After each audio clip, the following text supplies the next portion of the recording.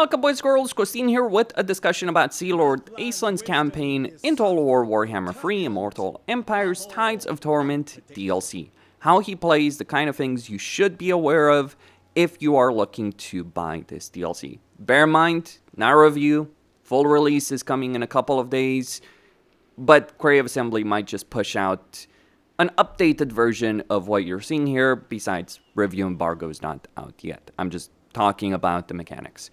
And speaking about the mechanics, one of the things to understand about Aislinn, as I move over here to his initial province, quote-unquote, is that he is focused on a playstyle on not so much capturing settlements, but taking settlements, giving them to High Elven factions that you choose, and then having outposts in those settlements as well. So what those do is the Sea Patrol outposts give you a couple of buildings. Think of cults or changeling cults, especially, I would consider that. They can give you certain structures, and they also allow you to construct landmarks in these kind of settlements. So for instance, Lorem Master's Watch gives you hero recruitment for Lorem Master of Hoth. You do have free landmarks in the initial province he starts with, including one that gives you moon dragons, and another one that gives you Unbreakable during siege battles. And the kind of benefits that you get from landmarks depends on whether or not you build an outpost or you take a settlement as a colony. A colony is a settlement that you can occupy, though bear in mind there is a limitation in terms of colony availability in a campaign. And that is absolutely something you are going to have to deal with as a player. Like, which settlements do you want versus which settlements do you want to give to other factions? We'll go about that in just a moment. He does have access to powerful dragon ships. He can establish colonies. He has access to Assure Domination, advancements, improved sea navigation, local recruitment duration for ocean and sea elementals, and merworm units. And crucially, since you are not going to be taking a lot of settlements, but you don't have vassals, you can issue commandments even if you only have one settlement under your direct control. Now, these commandments are different than the regular High Elven ones. So you get control and corruption, you get income from all buildings, or you get growth at the cost of income from all buildings. I'd probably recommend going for expedited colony expansion, because you will certainly have a lot of money in this campaign, at least if you play your cards right, though that depends on a decision that Creative Assembly will make with regards to region trading, because this is something that you could do initially, but then they've removed it. I think you should have region trading. It does help you out a lot, but really, Aislinn is the kind of campaign where you don't necessarily have a ton of armies, but more that the armies you do have are powerful ones, because they can be ones with dragon ships especially. But when you attack a settlement, here's what happens. Let's say, I go over here, I just auto-resolve this. What you get as a choice is to establish an outpost, establish a colony, or sack it and then establish one or the other if you want to, which, great job on that, Creative Assembly. That's like wonderful. But anyway, you don't get money for either of these, so you can either establish an outpost or a colony. Like colony, you have to have the slots for it, but what happens when you establish an outpost? Well, you get to choose who you're going to give it to.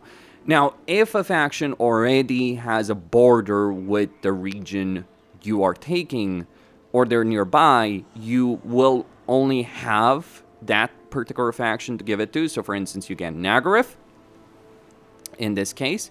And these basically give you various benefits if you do give a lot of settlements to certain colonies. Basically, the more outposts you maintain under a specific faction, the more colonies you've given to a particular faction, the better off, the more relationship, quote-unquote, you'll have with them. Now, you do have two main types of buildings. You have outpost defense, and then you have elven trade. Outpost defense just improves the garrison and allows you to control the defending army of a settlement if it is under attack. So maybe something you do care about. But then you have the elven trade tab. A lot of this is locked behind technology, and it's one of those questionable things that Creative Assembly has done.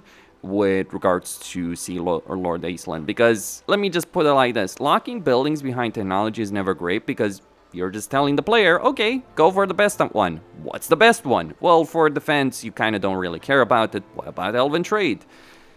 Well, let me put it like this. There is one that's above the others, and that's the storage yard into the goods warehouse because it gives you the most amount of trade, especially if the region has any tradable resources. Everything else is kind of fluff. I mean, you could always go for causeways to give you dragon ship supplies, but that is not really going to be a good amount of it. And you can also have certain things that do end up stacking up, provided you do have, say, you know, if you have it in a coastal settlement, all that kind of stuff. He is really good in terms of dealing with naval expansion, so he has a lot of movement range. But before we get into more specifics on that, let's talk a bit about why you would care to give certain factions certain settlements. Well, because you can consult leaders to get some benefits with them. So there's all kinds of benefits. So you do get the choice between these factions. I would say the one that's best by far is Emeric, because you can restore all campaign movement range with him if you request the Dragon's Wisdom. So I'm like, okay, why would I pick anything else? Essentially, yes, there are some useful things, I'm not gonna deny that, but restoring campaign movement range for someone who's already really good at moving around the campaign map, just kind of a no-brainer, CA, so yeah, it's pretty much fluff over there to, like, deal with the big six with regards to that. Now, what if you confederate the faction through the Patrons of the Realm mechanic? I'm not sure if in this particular campaign I can. I actually can, Tyrion and Alariel. Well, if you do, what happens is all their settlements you gain control of their armies, but all the settlements are given to the United Maritime Patrol, which is like a vassal that's not a vassal, which is just a bizarre situation. Like, let me put it like this, CA. I understand that you added the United Maritime Patrol because what happens when you confederate someone? But you don't have a vassal as Aislinn. You're not Nakai, but at the same time, you can also confederate this faction through diplomacy. Though keep in mind, this might be a save factor as well, because like this campaign, like every campaign I've played has been with earlier versions, so there's a dynamic there that one shouldn't ignore when they're watching these kind of videos. But I do have a lot of campaigns, dozens of turns. This is not even the longest one. I have a 50-turn campaign, a 40-turn campaign as Aislinn. This is just like the 4th one even as Aislinn. I mean, I do have a 5th and even a 6th, though those are earlier than this one. So yeah, I've been playing a lot and dealing with a lot of things in the meantime as well. Okay, so Elven trade, not necessarily the best dynamic in the way you gain resources, because it's that kind of system where you have a campaign that's going at very high speed, and then you have a system that's dragging you down, because Elven trade is actually important.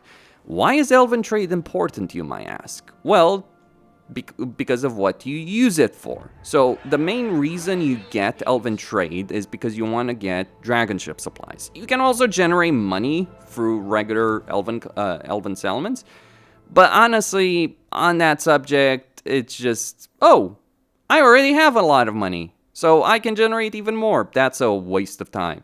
Like, money is far easier to gain than it is to get trade supplies. So wasting trade supplies on money is just a pointless fluff choice. It's the CA special, I'll call it. Okay, so you do have that specific dynamic in his campaign. Like, basically, trade is good, dragon ship supplies are good, but then we also have domination to worry about. But let's talk about what you do with trades with dragon ship supplies. You use them to upgrade the dragon ships. You need surplus points, and you also need dragon ship supplies.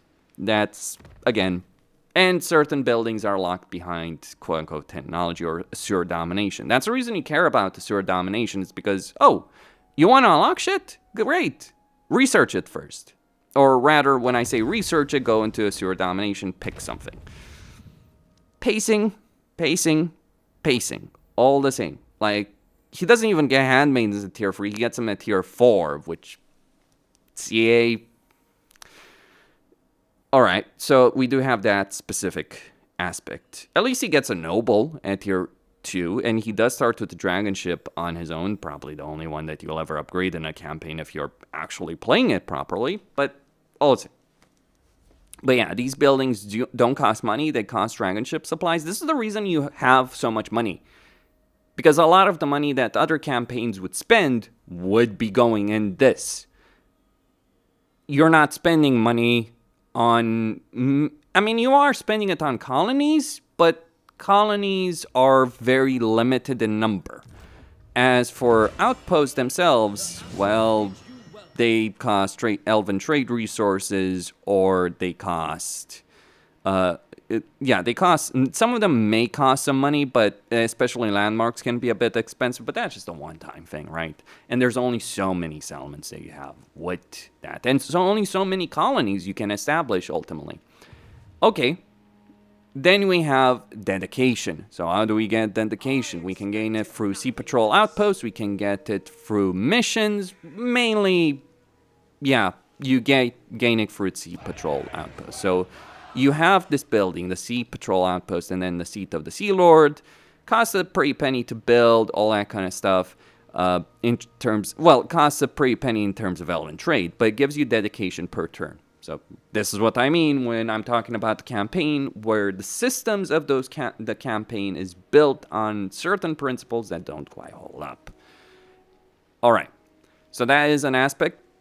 What do you do with dedication, though? Why is that so important? Well, you unlock things in Asura Domination. It's not important for Ulthuan leaders, but it is for colony dedication, outpost dedication, dragon ship dedication. All kinds of benefits over here. Some are much better than others. And basically, you want more colonies? You want certain buildings? You're going to get that. You're going to have to get that. So for instance, let's say you want the storage yard, the one that gives you the most trade resources if you have a trade resource, if there's a trade resource in that region for whichever factions control this element, but as long as you have an outpost.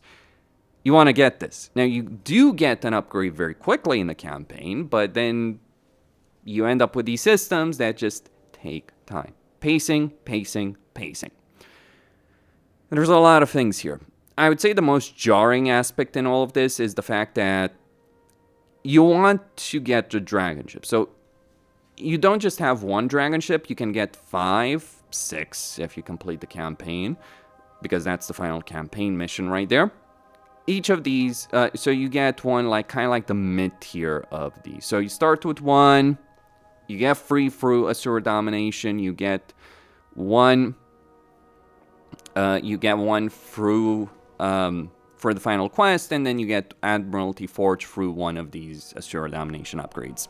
Not the best system. Again, I'm saying this is a hyper-focused, hyper-speed campaign because of how fast you can move around the campaign map, but then it's like, let's make every settlement generate very few resources, so you're zipping around the map, fighting a lot of battles, taking a lot of settlements, giving those settlements to other factions, and then just slowing down the player. It takes about 40, 50 turns to complete the campaign, but it's not good turns. Like, you could complete this campaign as fast as Arbol can complete this campaign, in a way.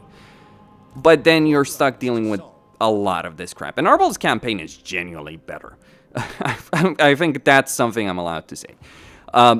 Then you have the Sea Patrol settlements. Now, when you start in your province, you won't have access to these. You need to capture the province, defeat the initial faction, all that good stuff, right?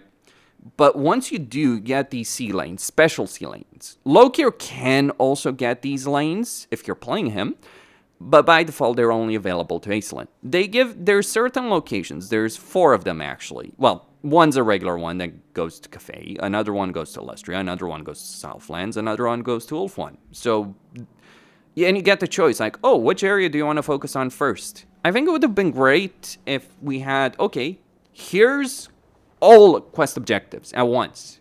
Different rewards, all that kind of stuff.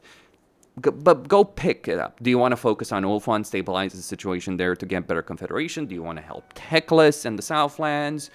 Do you want to go for Cafe? Do you want to go on Lustria? I'm not sure why you would want to. To be fair, Lustria isn't too bad for him, and I can't believe I said that, because all you have to do is deal with Luthor Harkon and the Star Tower. In fact, it's actually the best one, the best quest to pick from.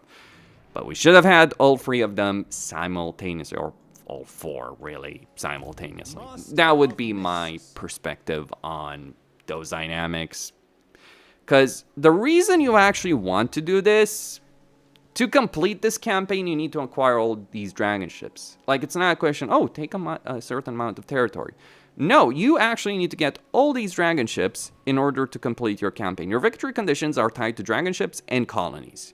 And then long campaign is tied to defeating certain naval faction and getting all those colonies, which is like, oh yeah, go around the world for settlements you don't care.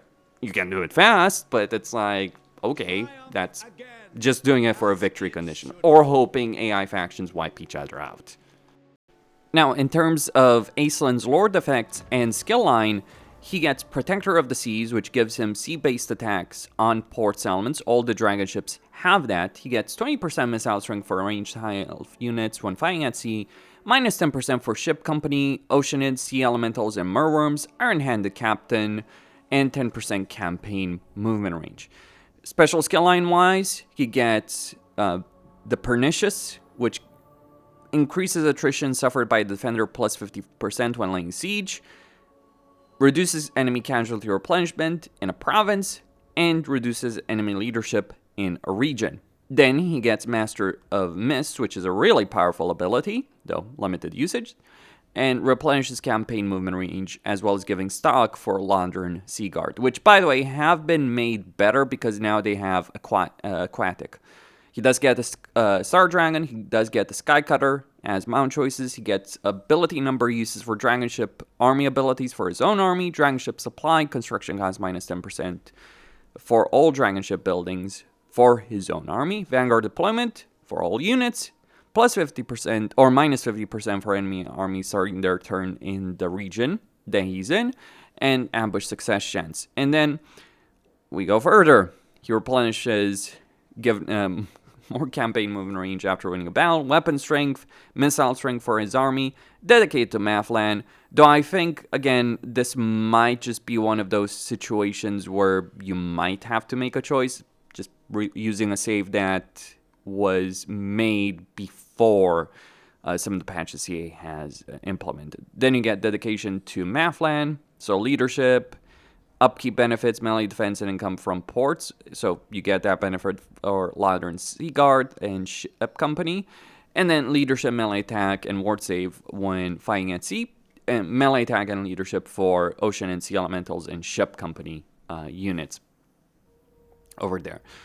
Importantly, he also gets Vicious Fighter, Spirit of the Sea God, Naval Discipline, and approval of Inubar as well. So income from sacking settlements. This is why I say he doesn't have a problem with money, because he will be sacking settlements. It is encouraged. Why would you care if the AI gets a lower tier settlement if you're not going to keep it anyway? You just wouldn't sack settlements you want to keep. The other factions, I don't care. They got tons of money, especially if I can't region trade it. One thing to note, however, is that because you have fewer armies inherently, you probably do want to get Lightning Strike. And you do have Renowned Admiral that gives you Dragon Ship crew growth, though that's a bit pointless later on. It's more useful earlier on, and you can get income from looting settlements. So I'm not sure if that's useful, considering, you know, you don't loot settlements. Not sure what to say about that, CA.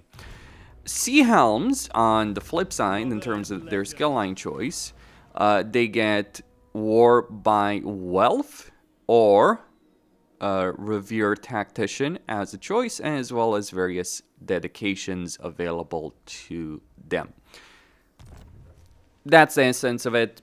That's the essence of Sea Lord Aislinn. My ultimate conclusion for now, well, in a nutshell, Aislinn is someone who focuses very heavily on naval combat.